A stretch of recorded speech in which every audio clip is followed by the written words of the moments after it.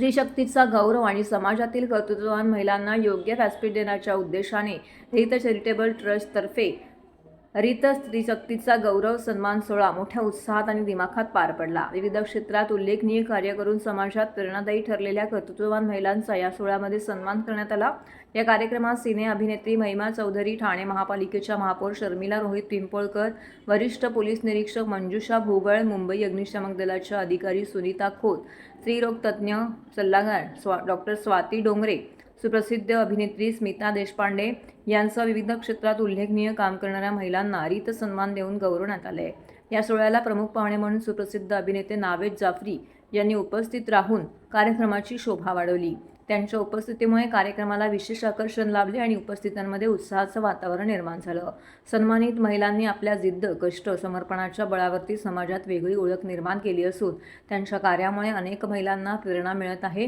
अशा कर्तृत्ववान महिलांचा गौरव करणे म्हणजे स्त्रीशक्तीच्या सामर्थ्याला मानाचा मुजरा करण्यासारखं असल्याची भावना यावेळी व्यक्त करण्यात आली।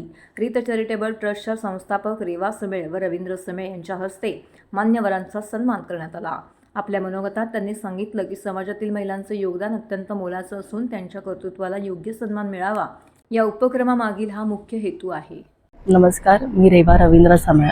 आज रीत चॅरिटेबल ट्रस्टच्या माध्यमातून महिला दिना विशेष स्त्री शक्ती गौरव 2026 आज सोहळा इथे संपन्न होतो आहे। या सोहळ्यामध्ये मान्यवर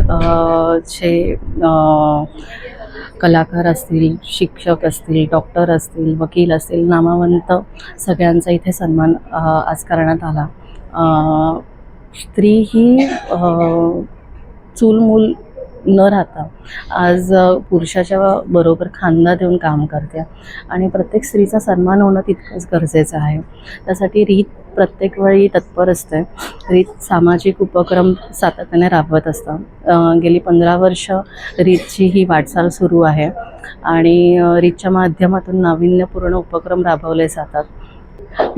आज या कार्यक्रमास मान्यवर म्हणून नावेद जाफरी, सुप्रसिद्ध अभिनेत्री यांची आज उपस्थिती लाभली आणि जवळजवळ 15 पुरस्कार या कार्यक्रमामध्ये आपण देण्यात आले।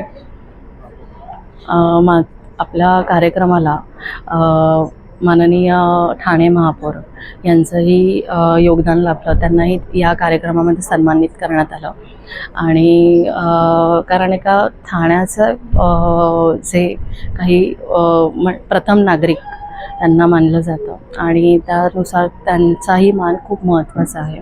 काय उद्देश होता या कार्यक्रमाचा? या कार्यक्रमाचा उद्देश हाच होता की महिलांना एका स्त्रीने स्त्रीचा सन्मान करणं, तिच्या व्यापातून तिला बाहेर काढून थोडासा विरंगुळा देणं, तिच्या कामाबद्दल कौतुक करणं आणि आपणच या समाजात राहतो तर या समाजाचं देणं लागतं।